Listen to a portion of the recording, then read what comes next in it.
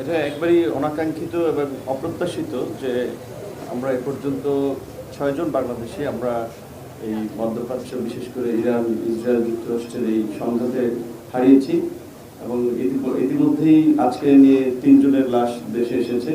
একজন আপনারা জানেন যে একেবারেই ছিন্ন বিচ্ছিন্ন হয়ে গিয়েছে আঘাতের ফলে, তাকে সৌদিতে সমাহিত করা হয়েছে পরিবারের অনুমতি নিয়েই এবং প্রত্যেকটি পরিবারের সাথেই আমাদের মন্ত্রণালয়, লোকাল এমপি তারা যোগাযোগ করেছে এবং মাননীয় প্রধানমন্ত্রীর পক্ষ থেকে তাদের পরিবারের প্রতি সমবেদনা এবং সহযোগিতা। আপনারা জানেন যে আমাদের মন্ত্রণালয়ের নিয়ম অনুযায়ী প্রথমেই লাশ পরিবহনের জন্য ৩৫,০০০ টাকা, তারপরে পর্যায়ক্রমে খরচের জন্য ৩ লক্ষ টাকা এবং বিমার প্রাপ্তি অনুযায়ী আরো ১০ লক্ষ টাকা দেওয়া হয় যারা বিএমইটি রেজিস্ট্রেশন করে যায়।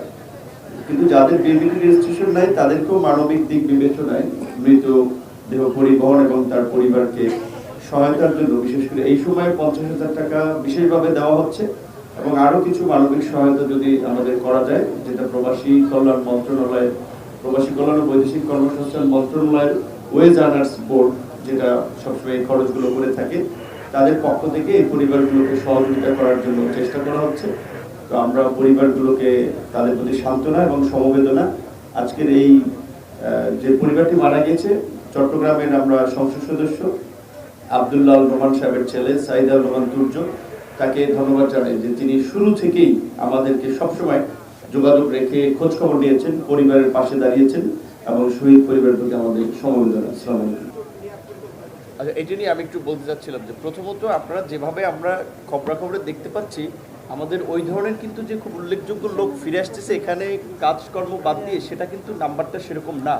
আর যেই ফ্লাইটগুলো বাতিল হয়েছে অনেক ফ্লাইট আবার ইতিমধ্যে গিয়েছে, আর যারা তারপরেও যদি ফিরে আসতে হচ্ছে, যেমন ইরান থেকে কিছুদিন আগে ১৮৫ জন যারা ফিরে এসেছিল, সেখানে আমাদের একটা পুনর্বাসন প্রকল্প আছে যার মধ্য দিয়ে আমরা হচ্ছে তাদের যে অর্জিত স্কিল সেটাকে এখানে কাজে লাগানোর জন্য আমরা একটা ট্রেনিং দিয়ে তাদেরকে ট্রেনিং দিয়ে থাকি। আমরা কিছু ফান্ড নগদ দিয়ে থাকি, অ্যামাউন্টটা ছোট্ট হলেও আবার প্রবাসী কল্যাণ ব্যাংক তাদেরকে ৩ লাখ টাকা পর্যন্ত ঋণ দিয়ে থাকে।